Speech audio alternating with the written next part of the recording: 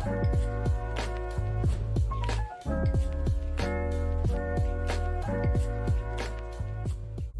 right. Hi, everybody. Welcome to this podcast, this video cast. Today, I have Brooklyn here with me, and I'm so excited about that because we've become very close over the last few months or so. And Brooklyn has expertise that I feel like is extremely rare. It is so hard to find someone with the experience that Brooklyn has. So I want to talk about this. Brooklyn comes to us from Elevate Advisors. She's the founder of Elevate Advisors. She's also in the XY Planning Network, like me. And she works with other financial planners as well as all types of other clients. But her specialty, what she has expertise in, among other things, is succession planning. And succession planning is something that I have been talking about on and on and on again with my clients and with everyone, because it's one of those things kind of like estate planning that a lot of people just don't know about. They don't talk about it.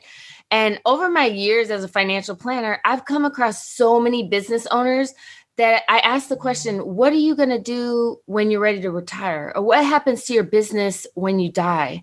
You know, do you plan on selling your business, or do you plan on leaving your business to your children? Do you plan on bringing? And the answer that I normally get is, I don't know. I haven't thought about that. I don't know what's going to happen, you know, or what happens if something happens to you? What's going to happen to your business? I don't know.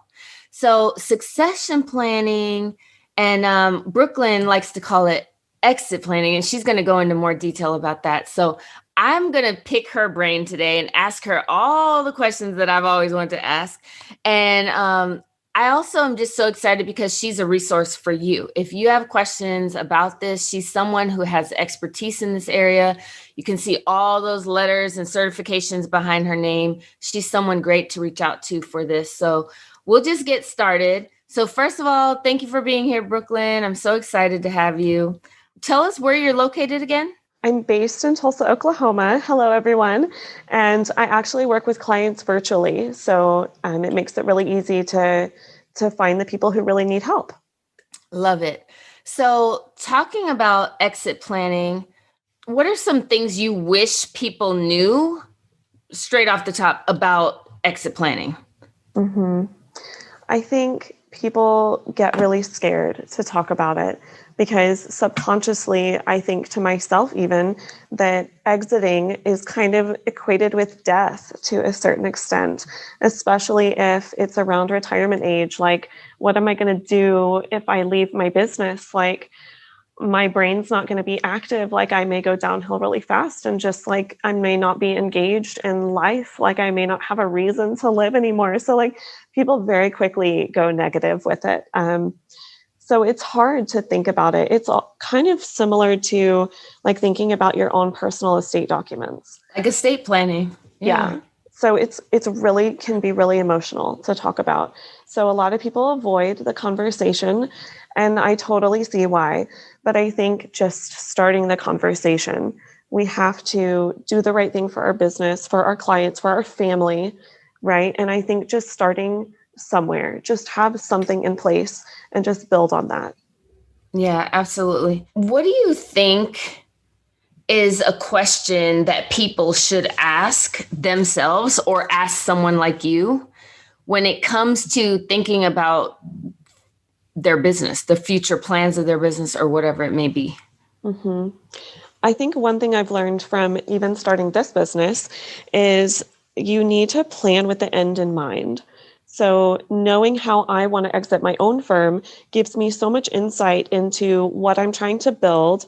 Like, I'm not just growing for growth's sake. Like, I know the size of the company I'm trying to build, who I need to hire at the right time. So like making that decision up front and saying, oh, I want to pass it to my kids, or I'm going to hire a younger person and transition it to them.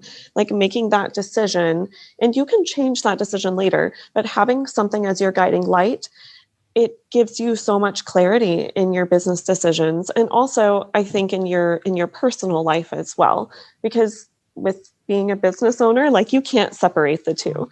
So that's one thing I would say is just connecting the dots there. Yes, that's so important because in my previous positions in corporate America, I worked with a lot of older clients who were entering into retirement. And at that point, here you are, you're 65, 67 years old, and you're thinking about retiring this year. And now you're trying to figure out, what do I do with the business? And I used to always think to myself, this is really something that they should have been planning many years ago, because it's so hard to go back and create the infrastructure and create, the systems and processes needed. Maybe if you wanted to sell your business, or, like, for example, if you wanted to leave your business to your children, there's gifting strategies that it would have been helpful to implement this 20 years ago, to do it over time. So I saw that firsthand, where that plan needs to be implemented, if possible, needs to start being implemented as soon as possible from the beginning. And when Ariel and I started partnering, we had a conversation. What is our end goal with this business? What are we trying to do? And everything we planned was around that end goal. This is what we want to do. And at that point, we're going to do this, and then we're going to do this. And, we had it all planned from the beginning, and it's really been baby steps working towards those plans and working towards those goals. But it's coming true because we visualized it from the beginning and we wrote it down, just like doing a financial plan or having a goal and putting it on your vision board and putting it up. Like, once you think through that process and really visualize, like, what is it going to look like? It's almost in a way automatic that you're going to start working towards that, because that's what you've planted in your brain. And subconsciously, every day you wake up, you're working towards that goal, maybe even without even knowing it. Yeah. So let's get into the thick of it. Can you tell us, what is exit planning exactly? It's hard to exactly put a definition on it because everyone sees it a little bit differently. So exit planning can be continuity planning, which is something that would apply to me, right? So like, I'm in the first 12 months even of starting my business. So I don't have too much to worry about. But if I got hit by a bus today, like, what would happen to my clients? So I'm not actively planning to leave, right? I just started my business, but I need to have something in place. So that's continuity planning, versus I think of succession planning as I'm looking to exit, I'm getting closer to retirement. There are more concrete steps that you need to take. And there is a longer time horizon, like you were saying. I think I was talking to another friend of mine who has a PhD in financial planning and exit planning and all the stuff we're talking about. And he said 10 years on average is how much time you need to be planning for your succession plan, for your exit, to find the right person, to put the strategies in place to grow the business, to get the sale price that you want. It's 10 years, and no one approaches me 10 years out. It's right. hard. But wow. Yes, absolutely. You mentioned a really important point, is finding, if your goal is to sell or whatever, finding that person or that group that is going to, right? You don't want to rush things like that. Yeah. And your point about continuity planning, we had a dear friend of ours that was in our mastermind group, also a financial advisor, very young, just passed away all of a sudden, unfortunately. And this, he was so organized and on point. He had everything planned out. He had contacts for, for his wife, that she could contact all of his clients, the exact process she needed to go through, which advisor to refer them to. He had everything mapped out. And continuity planning and all of this, it is a lot of it's big picture planning, but it's also all these small details, who has access to your social media account if something were to happen to you, right? It drifts into estate planning kind of, sort of. But it goes a lot deeper, like you said, about having a plan in place, Yeah. I think one interesting story you just made me think of is I have one business owner that I've been working with, and they're in a service business. So when you think about those relationships, it's not the same as a transactional, an online sales business or something. She is designating in her client relationship management software, okay, I would want this client to go work with this other advisor if something happened to me. So she's tracking that in her system. So they could just pull a report if something happened and say, okay, this group is going to this person, this group is going to this person. And she's planned it out, I think, with the intentionality you're talking about. Wow, that's amazing. So rare. And it is so amazing. Rare. Yeah. So rare. That's really amazing though, because, I think this applies to any business. It doesn't matter what kind of business you have, that we all need to be thinking about. And I'm in Florida. What if a hurricane were to hit, and everything shut down for a while? There needs to be some kind of plan around that too. I mean, there's just so many different legs and avenues. I had a client one time who owned a health related type business. And her daughter was working in the business. She really wanted to pass the business down to her daughter. Okay. Mm-hmm. And I asked her how much the business was worth. She told me a certain amount, but she wasn't sure. We did a business valuation. It was about 50 times that amount. Okay. That's a positive outcome. It doesn't always work that way. So let's just say the business was worth $150 million and she thought it was worth 12 million. Okay. Mm-hmm. And so there was an issue with estate taxes. If she would have died, there would have been a massive estate tax due on that business. Okay.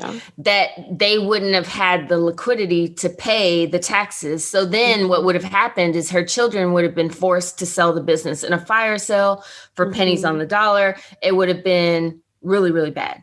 Mm-hmm. So that was a case that I was involved in where I learned very early on in my financial planning career about the importance of succession planning because it was affecting my client directly, even though it wasn't having to do with necessarily the personal financial planning side. It did still cross into personal, right?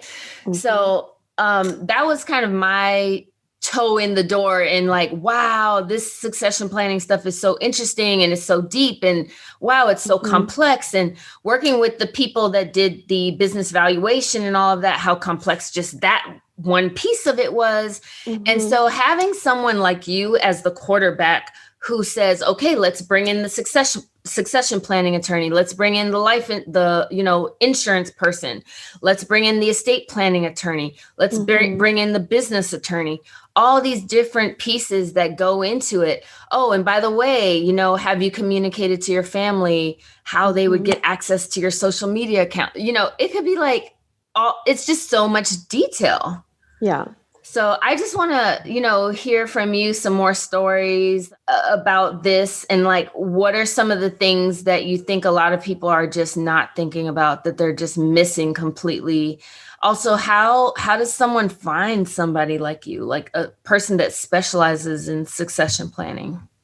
Yeah, those are two good questions. I think first I will share some stories. You may have to ask me that question again because I won't remember the second question. I might not even remember it. So some stories. I think one thing we had mentioned earlier was being ready to exit. And I think there was a really interesting experience. I was facilitating a succession planning group at a conference, and it wasn't like I was presenting. I wanted it to be like a discussion. So one advisor shared how she had been running her business and she found a younger advisor who wanted to come along after her, and be that transition plan. And the business was ready and the younger advisor was ready, but the owner, the seller wasn't ready. And she said, you know what? It's very rare that all three things are going to be in alignment, right? The business, the buyer, and the seller, but everyone's ready. And I don't want to miss out on this opportunity. So she went ahead and sold the business, even though she wasn't personally ready to retire. And since then, she's come up with a second career. She does some exit coaching specifically for financial advisors. She doesn't have a whole team behind her, because she's nearing retirement age herself. So she is not really building something, but she's able to coach people through this because she's been through it herself. And then the very next person who shared said that he was in a similar situation. And he said, you know what? I'm not ready. This is my business. I just don't want to do it. Right. And it's my decision as the owner. I'm going to say no. And so he actually ended up parting ways with the buyer. And now it's been 5 or 10 years and he can't find someone to buy his business and do it on that personal transaction level. So he would be listing his business for sale and trying to find like an external buyer. And it's just like, depending on the kind of business you have, some people don't want that. And there's a risk that the clients may leave. So I think that's not a best case scenario, but he has no other options. So they were in the exact same scenario and made different decisions. And you can see the outcomes. His succession plan could still work and be really successful. And I think it's hard to say, oh, this is a failed succession plan, because there are always good parts and bad parts. I think the goal is that we want all of the parties to be happy with the outcome. And I think that's what's really hard. And that's why people would hire someone like me, like an exit coach, because it's really hard for the seller to transition to living happily in retirement. Like, what are you doing in retirement, right? Mm-hmm. And for the buyer to kind of come into the business and take over and make the business their own, while the seller has to go through the process of letting go. And that doesn't always happen smoothly. And sometimes the business feels the tension there. So the buyer can be really unhappy if the seller is kind of still making certain requirements and wanting to be in control, but the buyer needs to make decisions for the long-term growth of the company. So I think that's one thing people don't think about. They're so focused on the terms of the deal that there's this whole relationship side that is actually like affecting your day-to-day happiness in your career. And transitions take like 5-10 years to go through it. Like, you don't want to be miserable. So I think that's what really attracted me to it, is seeing that with my own family, because I started as a third generation in my family's business. So I saw it transition from my granddad to my dad and uncle. That took 20 years. Whoa. And yeah. So there were a lot of steps along the way and things that we had to go through. And some things were not happy at the end of the day. And I was like, I have the chance here to help business owners be happy going through this process, because it's inevitable. It's going to happen to all of us. Yeah. And I can change people's lives. So I think finding an exit coach in your industry, I think that was your question, was how do people find an exit coach? Because I specialize in doing this for financial advisors. And it's like a lot of the same principles would apply to attorneys and people in service-based businesses. But there may be someone who specializes in working just with attorneys, and maybe that would be a better fit. So one place I would say you can look is, I got the credential of CEPA, which I think is this one right above me. It stands for the Certified Exit Planning Advisor. And people from different backgrounds can get this credential. So whether you're an attorney, a tax preparer, an insurance professional, a financial advisor, you can get this designation and specialize in doing this work. So they have the website. It's through the Exit Planning Institute, and you can do a search for a CEPA in your area. And that, I don't think they have the functionality to search by industry, which I've told them they should add that. But at least finding a CEPA near you would be a place to start. Oh, good. What are some other options besides selling your business that you've seen people do? Mm-hmm. Yeah. So my family ended up doing the gift method. So that actually ends up being like the worst tax consequences, because the seller ends up paying tax on the income. My granddad's getting consulting income. And so my dad and uncle are paying that, and it's an expense that they would probably rather be reinvesting into the growth of the business, but they're calling it a consulting expense and they're paying him out. But the bulk of the business went through the gift. And so that means that the capital gain stays the same. So the cost basis stays the same. So when they go to sell, because we decided that I'm not going to be the option for their succession plan. So they're not going to gift it to anyone else in the family. When they go to sell, they have to pay taxes on the growth from when my granddad started the business. They didn't get a step up because they never paid for anything. Yeah. So that's another way other than selling that you can look at doing, but it's really like, what outcomes do you want? Like, what's going to be best for the family? So I think my family ended up doing that way because my granddad planned for that. So when he started his business, he is a financial advisor. So he did his own financial plan. And he said, I want to gift the business to my sons. And he knew that from day one. So they were prepared. But I wonder sometimes if they had reassessed that when my dad and uncle joined, if they might have done like maybe a partial sale and a partial gift or something. And I wasn't part of those conversations. I mean, I was like in high school at the time, but it can be drafted any number of ways. It can be, any percentage as a sale or a gift, or all sale or all gift. You have a lot of options. Yeah. So we talked about continuity plans, succession planning, partnering, acquisitions. Can you talk more about the partnering aspect of things? Yeah, I think it's kind of like it comes with its own succession plan, because when you have the multiple partners, that's really good for the business. If something happens to one partner, the other partners are there. But you still have to go through the process of succession planning.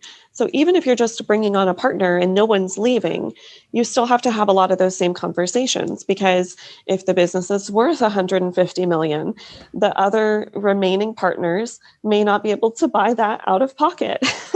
So you still have to have conversations around the estate documents for the business, because you have personal estate documents and then you have business estate documents. So having that buy-sell agreement in place, that succession plan, having it each reviewed by each partner's individual attorney who would be representing them, and then having the conversations around insurance to provide for, if something happens, that the business could continue on. So even in a partnership kind of arrangement, it's a lot of the same exit planning kind of conversations. Yeah.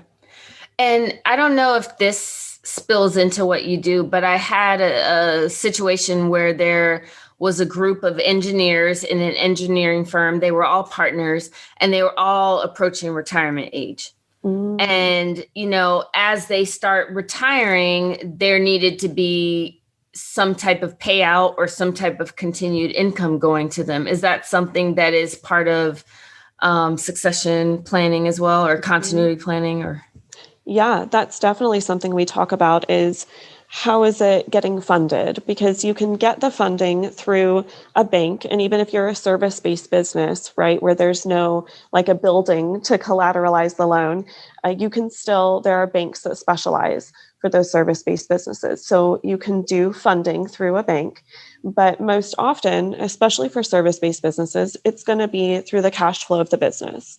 So there has to be enough cash flow to support, if it's over a number of years, the paying off of the person who's leaving, as well as paying the salary of the people who are still there.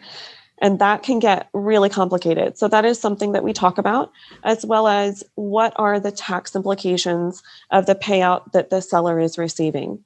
So one client that I'm working with right now, they're looking at a 7 to 10 year transition.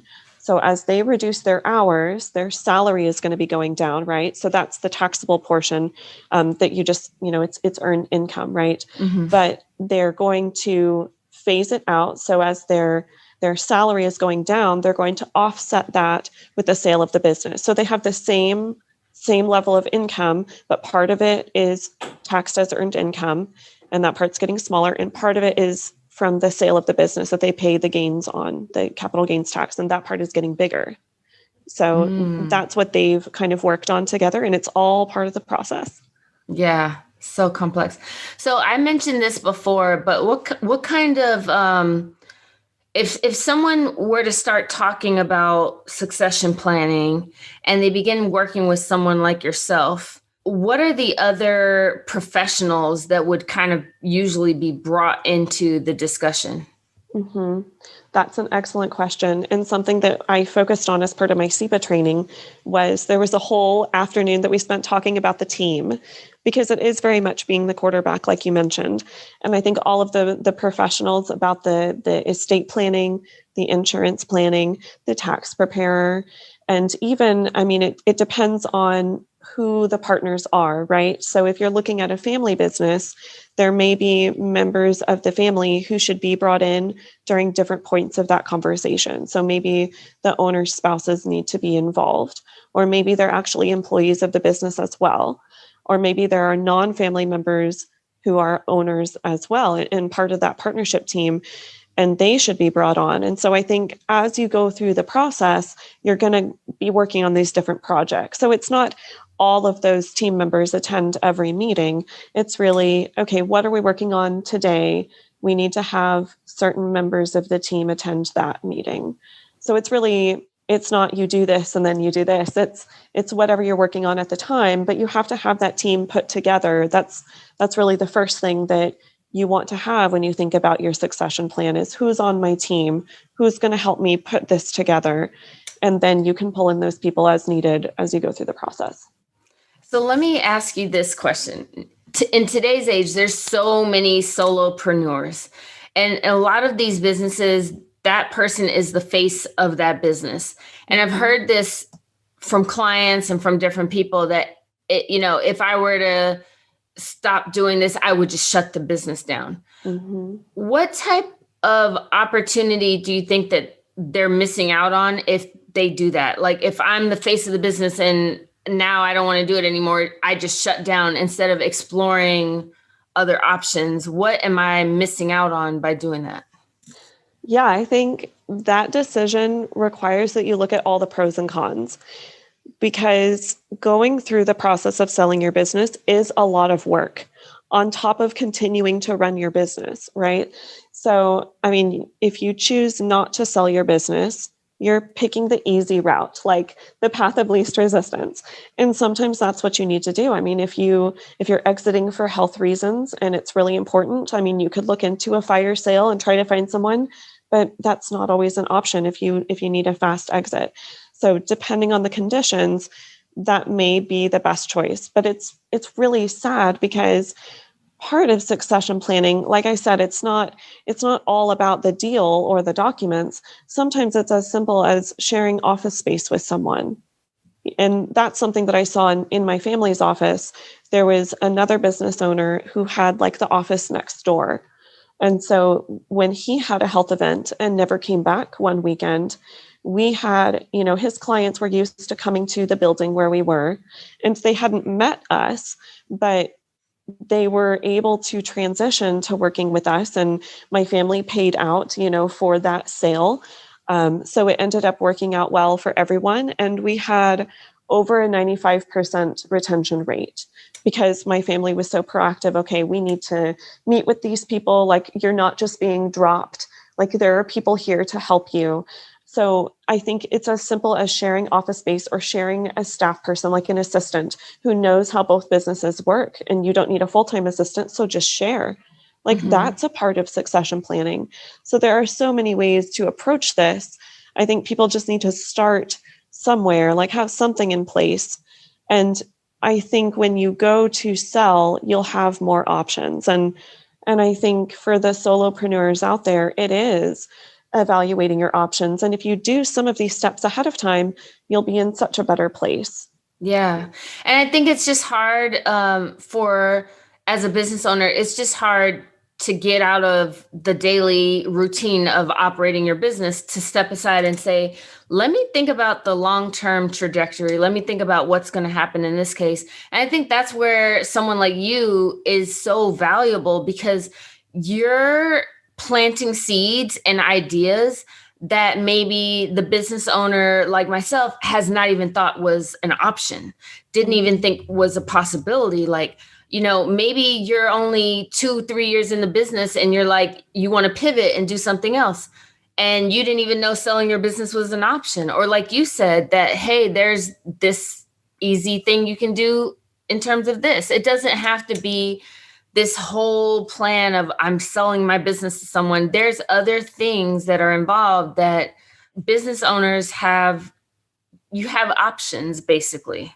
Mm-hmm. And there's a lot out there and that we don't know about. That's why we hire, an expert. It's just like when I'm working with clients, a lot of times I'll say something that is just so normal to me, so everyday to me. And clients will be like, wow, you could do that. And I'll be like, yeah, you didn't know that.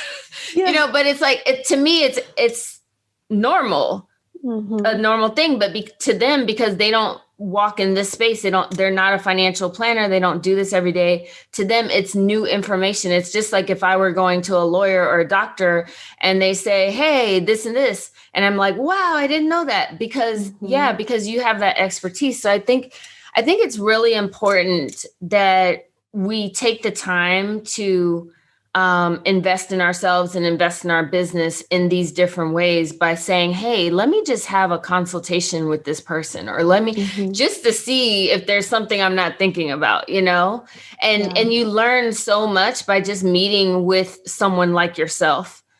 But it doesn't even have to be an exit coach, right? So, I mean, when I think about how I run my business and my own succession plan, like I never step away from my business to view my business objectively. Like, what does my business need? So that's why, I'm a financial planner. I could do this for myself, but I can't view it objectively. So my husband and I hired our own financial planner so that I have those meetings to have the accountability. Because as much as I want to work on my own succession plan, I'm not going to do it for myself. There's something about doing it for yourself that is so hard. So we go in for meetings with our advisor. He can be the quarterback for me, right? So like if you ask your financial advisor first, they can help you put together the team. They're going to know people who can help your business in ways that you can't even think of right now. So if you can't find a CEPA, or maybe you want to start with your advisor, that's another huge resource. And I think to your point, Angela, just like stepping back from your business for a minute, I don't do that often enough. You just gave me such a great idea that I need to have a roster. I mean, I have certain people in place for my business, but I need to have a roster that's more extensive. I need to have succession plan people. I need to have, all these different things. And I was talking to someone yesterday on a panel event that I was on, and she said that she sent out handwritten notes to a whole bunch of centers of influence. And they weren't the traditional type of it wasn't like CPAs and attorneys. It was like the hairstylist and the personal coach, the fitness coach, and the, more things that millennials do on a daily basis. And I thought that's such a great idea. It was Michelle Waymeyer, by the way. Cool. I was like, that's such a great idea. She sent them handwritten notes and asked if they could have coffee, and she did. And so now she gives them referrals, they give her referrals, and it serves her clients so much better. And I was like, that's an amazing idea. I need to do that.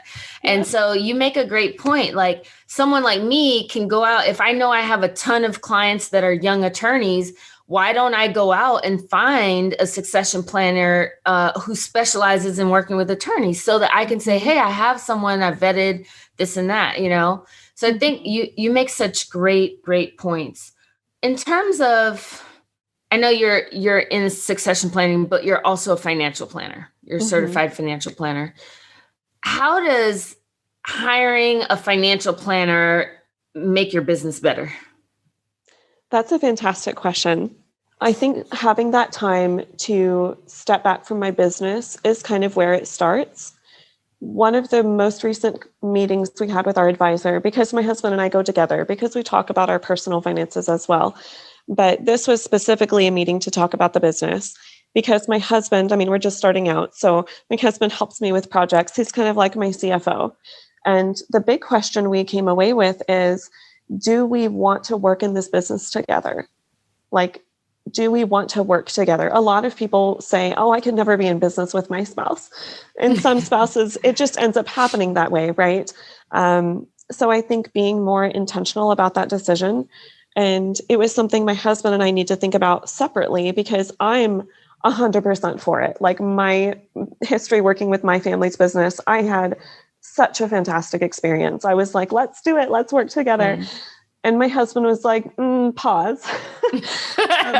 He was thinking like our communication and our relationship is so casual, and that trickles over into the business. So I'll be like, oh, I'm like 90% of the way done with this project, but I have to transition to this. Can you finish it for me? And then he has to set aside whatever he's doing and do that. And there's no official delegation like you would have with a normal employee.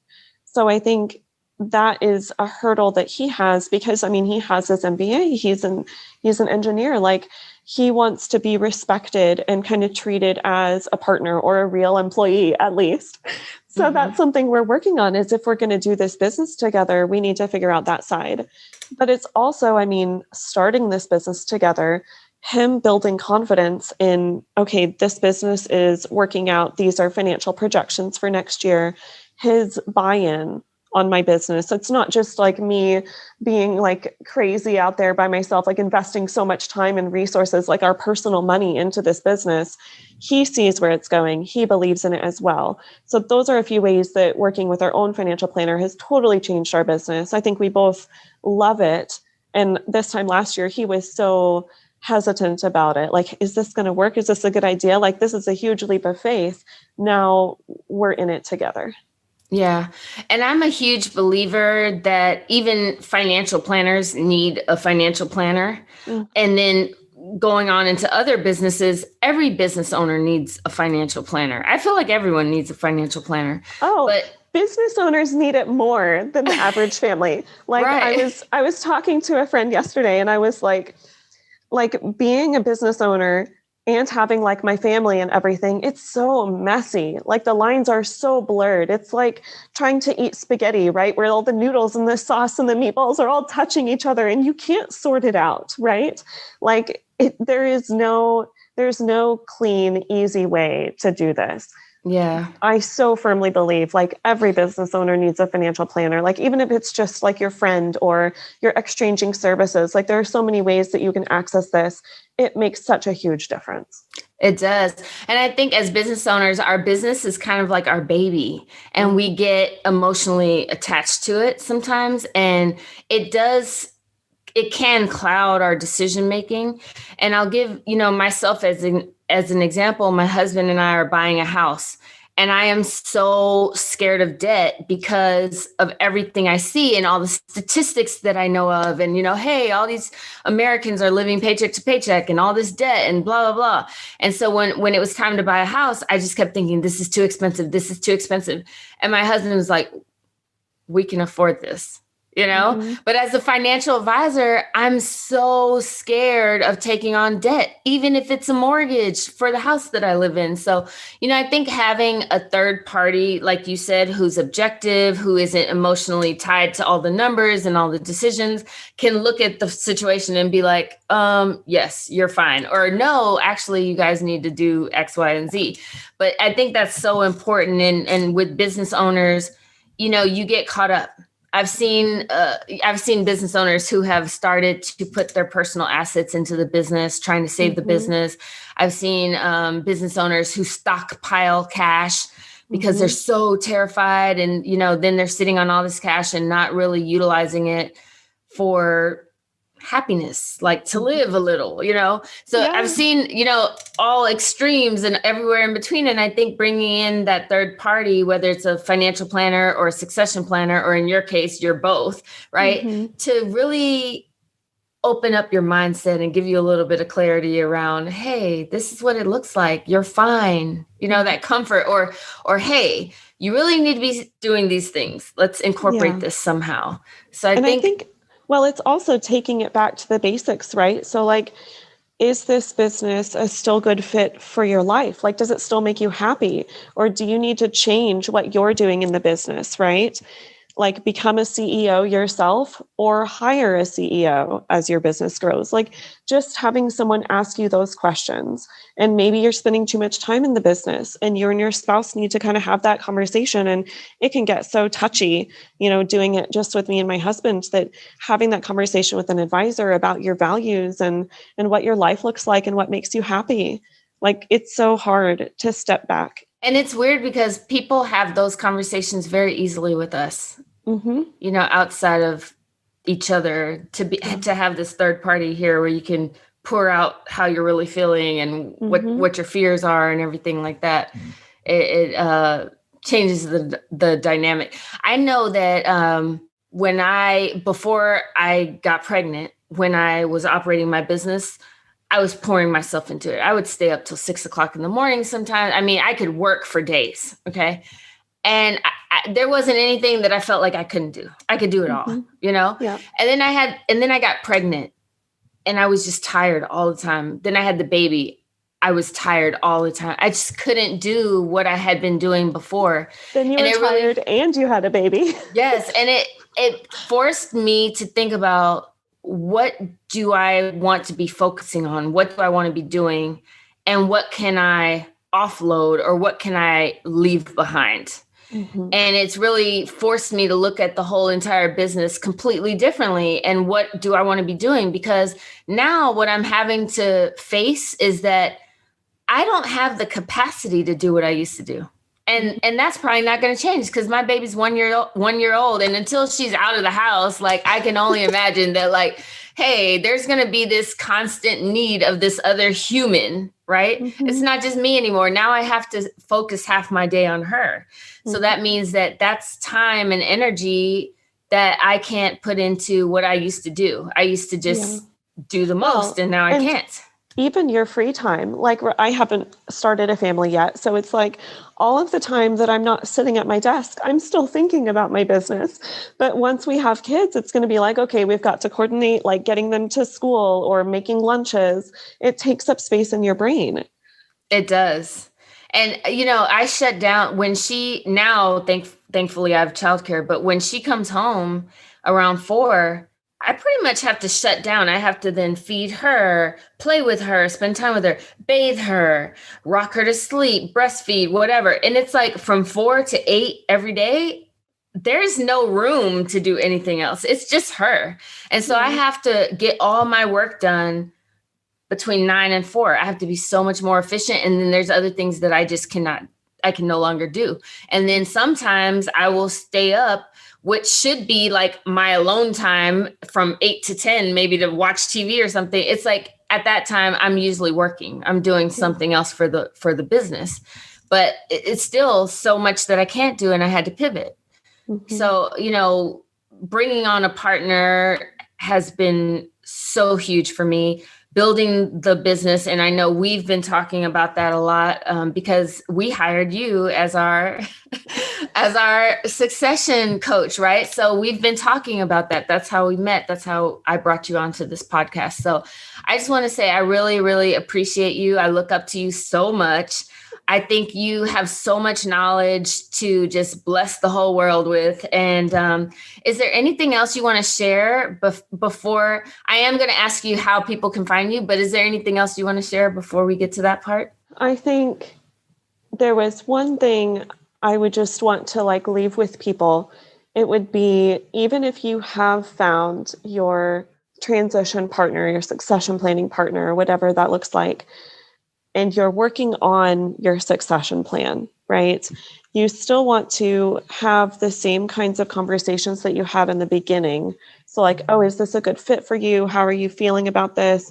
You want to have that same kind of check-in conversation at least every year, because people change and the business changes.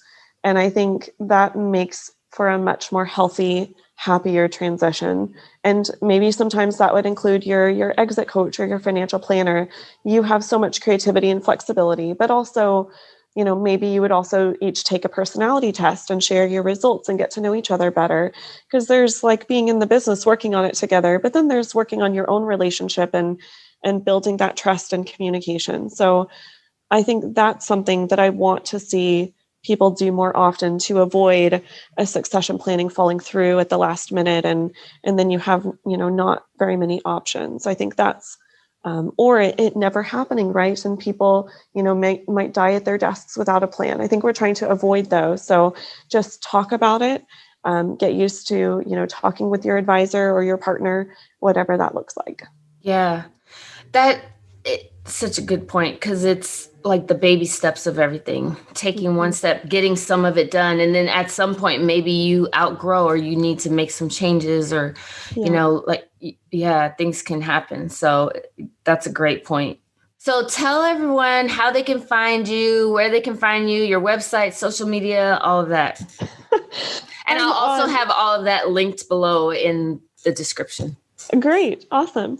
You can find me on every social media platform. I mean, I'm not on TikTok, but like Facebook, Instagram, LinkedIn, Twitter. I even have a YouTube channel where we do a weekly video that's less than 2 minutes. So like very high level, what you need to be thinking about today kind of tips. So follow us on any of those platforms. Our company name is Elevate Advisors. It's spelled with 2 L's. So that was the URL that was available. So Elevate with 2 L's. And yeah, just get connected. The first consultation is free. So no matter where you're at, just schedule a call. And I'm sure a lot of other professionals work the same way. Awesome. Thank you so much, Brooklyn. It's great having you. I'm so excited about this. And if you have questions for Brooklyn, make sure you reach out to her and have a great day.